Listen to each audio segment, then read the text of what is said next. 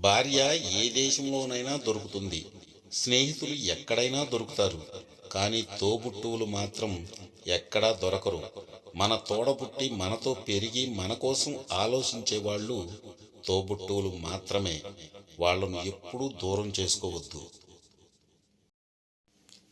వాయిదా అలవాటుకు విరుగుడు. అదే పెద్ద లక్ష్యంపై గురిపెట్టి దాన్ని సాధించడానికి చేయాల్సిన పనిని తలుచుకుంటే కొండంతలా కనిపించి భయంతో వాయిదా వేస్తాం. దీనికి విరుగుడు ఏంటంటే, తొలి ప్రయత్నంగా ఎంత చిన్నగానైనా సరే పనిని మొదలు పెట్టడమే మొదటి అడుగు. తర్వాత మన ప్రమేయం లేకుండానే రెండో కాలు కూడా ముందుకెళ్తుంది. అలా మొదలు పెడితే చాలు, ఎంత పెద్ద పనైనా తరుగుతూ పోతుంది.